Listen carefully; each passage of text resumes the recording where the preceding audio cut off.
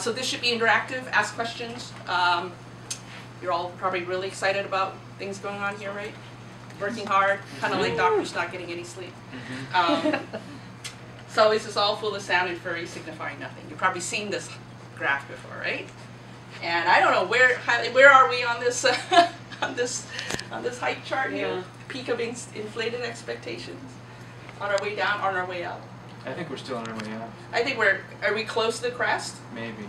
Yeah. It seems like I think we're like right up above there, right? But so we know we're going to get the trough of disillusionment. I think that's just going to happen, right? Yeah. And I think I'm most interested, probably as you are, on the plateau of productivity, right? What are we going to be like at the end of all this? Obviously, you know, we're not the only ones who've been thinking about this. The Institute of Medicine is a group of august people. These are clinicians, really, who were convened, you know, over a series of years to come up with something that says what we want the U.S. healthcare system to be like. And this is their statement: a learning healthcare system. You can read it yourself. Reads like a committee statement, because it is a committee, but it has some interesting components to it, right? It's designed to generate and apply best evidence, so that's scientific evidence, that healthcare is collaborative, that there are choices, that it's patients and providers, and that the process of biomedical discovery and clinical practice discovery comes about as a natural outgrowth of patient care. This sounds, you know, if you think about it, you think, oh, okay, you know, I buy that, right? It's kind of mom and pop apple pie kind of stuff. I would say that our current healthcare system has very few of these features, okay? And that's why this is something that's a good thing to drive towards. We're nowhere near close to it, nowhere, okay? And if we think about a learning healthcare system, what do we need most to learn about? I would say chronic disease is huge, okay? You can think it's kind of fitness and all that, but in the end, where are our expenditures? It's chronic disease. It's the burden of mortality, morbidity in older people and in younger people who have chronic disease, and more than almost half of Americans have at least one chronic disease. Okay, a good third have 2 or more chronic diseases.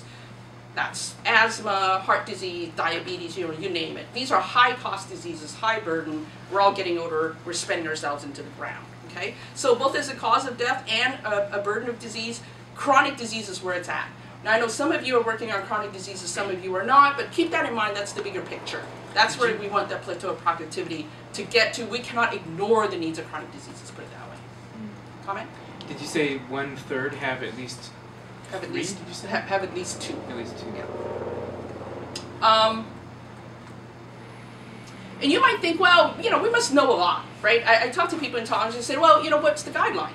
We just need to tell doctors to do what the guideline does, and you know, give them the guideline, give the patients the guideline, and then people will just do what they, you know, what they ought to do, right? And then we'll have better outcomes. Well, it turns out, of course, that number one, the guidelines aren't so clear, and often we just don't have the evidence about how to treat something. You know, a lot of people have depression, and you would think that we know how to treat depression, right? And it turns out a lot of the studies only look at how good a drug is after 6 to 12 weeks. It doesn't tell us how well an antidepressant does at 6 months or a year, which is probably the timeline you're thinking about. Like, is my depression going to get better? Not in 12 weeks. You know, am I going to be better by fall, by Christmas? Do we have good data for that? No. You have to sit there and think, something's wrong there, okay? And this is recent. This is the American Psychiatric Association Depression Guideline from late 2010. You know, it's just stunning. So what might a learning healthcare system look like? Now, this is not going to be terribly innovative or exciting. It's just to illustrate what a learning healthcare system might be like. So let's say that I prescribe a patient of mine Prozac once a day, okay?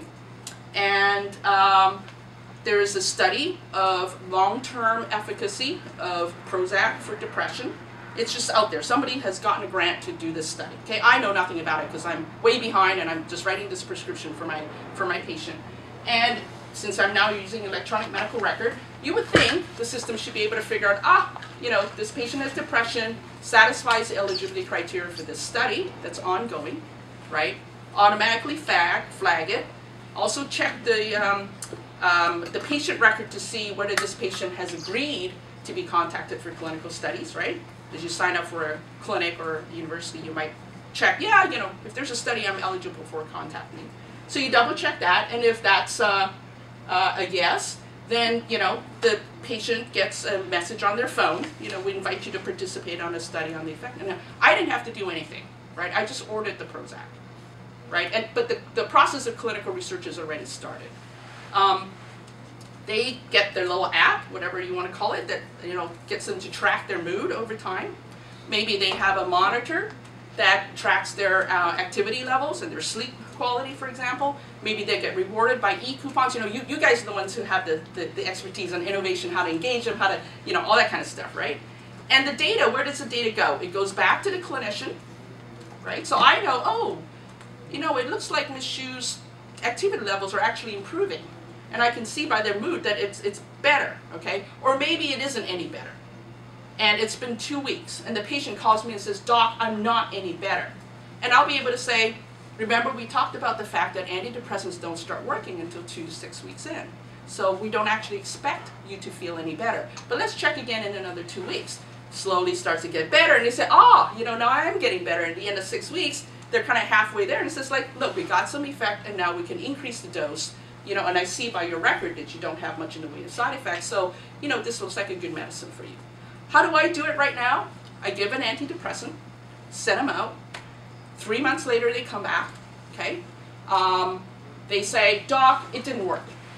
And I said, well, how long did you take it for? Well, like maybe 2 weeks, 4 weeks. And so, well, how did you feel? Because, you know, I don't really remember, but it just didn't work. And then we're on to the next, you know, Prozac equivalent, right? So it's not very satisfying. If we did this, I'd have a much better way of taking care of my patients. The data can also be anonymized and sent to the study coordinator, okay? The study coordinator would want to know things like, well, was this a male or female? Did they have other diseases? Did they also have heart disease? They would do the adjustments, you know, generate their data, publish it in the New England Journal, right?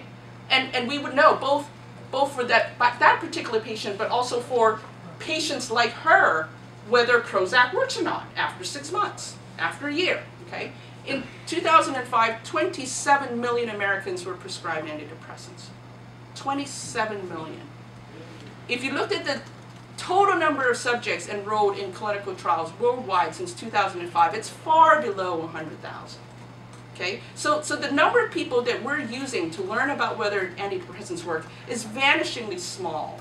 So if all those 27 million Americans, and you know we're incentivizing people to use electronic medical records now, if only 1 out of 250 of those people clicked yes on the would you like to sign up, we would be generating way more evidence on whether something works or not.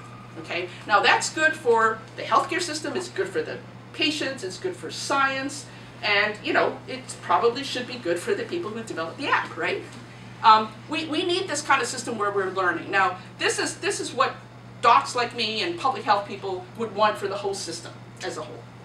Okay, you're here to build products, you know, to contribute to digital health.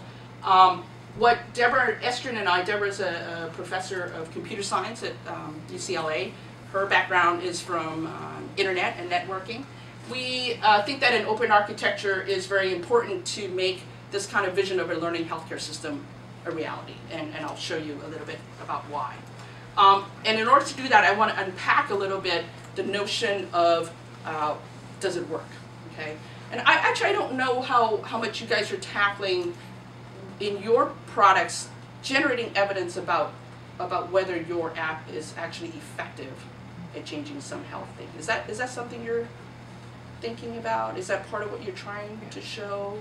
And how are you doing that? What are some ways you're thinking of doing that? Unfunded research collaboration with UCSF. Aha. Okay. Brown noser. Is that a sustainable approach?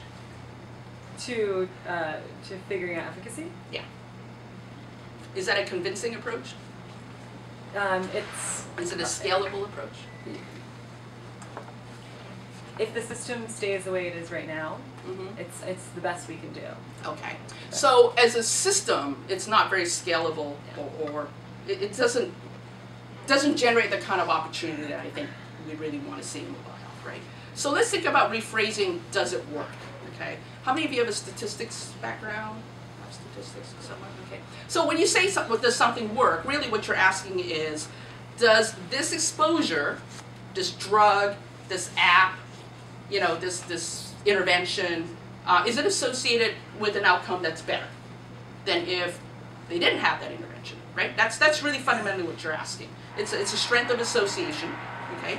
And you want that strength of association to be really high, and you want that strength of association to exist regardless of whether they're male or female or this or that. You know, you want to know where the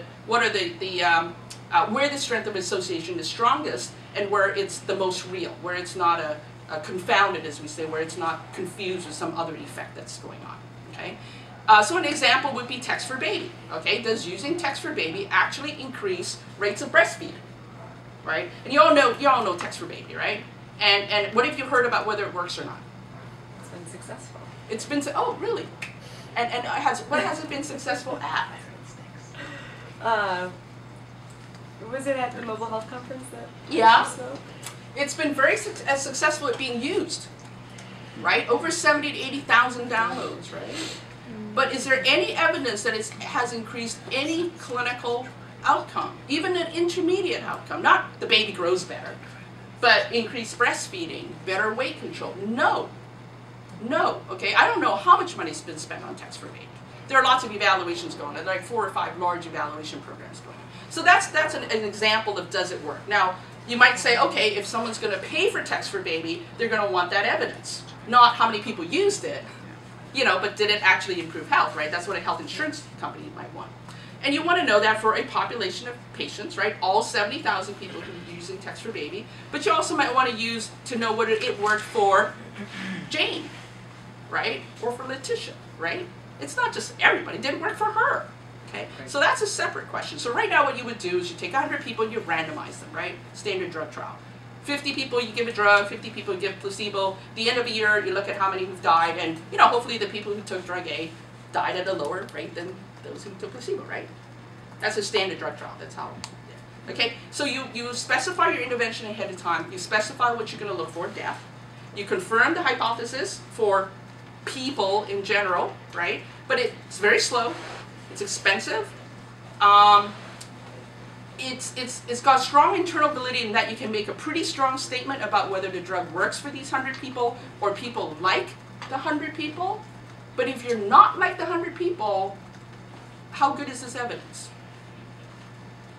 If this study was done on high-income, English-speaking, white males, how does that generalize to, you know, low-income women in Kenya? Depending on the clinical problem, it may or it may not at all, right? If it was an app, probably not, right? So there's a problem with strong internal validity, but it lacks relevance to the real world of the people who are really making decisions. So don't get sucked into saying, oh, I need to run a randomized controlled trial. Because a randomized controlled trial asks a very specific kind of question, and it may not be the question that you're trying to answer. And it costs a lot of money. Okay, so I don't know how many of you are thinking, okay, well, you know, I have my app and I need, you know, as part of my marketing, I need to show evidence, so I'm going to partner with UCSF and run a randomized trial. Okay, that would be the standard approach. And I would say, think about it. That may not be the right thing to do. And I would say, in general, as a general approach to showing that mHealth works, this isn't going to be helpful. It takes you, you know, 6 months, a year to run a study if you're really, really fast. And by then, you know, the market's gone on, right? It's just not a scalable approach. The other way is data mining, right? Collect all the data, let's say partner with Health Vault, and go data mine, right? So your exposures and outcomes are already collected as part of the process, and you go and you look for associations. And there you have a lot of confounders, right? There are a lot of things that you can't control about the people who are in the database or how they were taken care of. So you can make some statements, but they're not going to be very strong statements, okay? You can't be that confident that they're real. Okay, so that's those are the two most common approaches: the randomized trial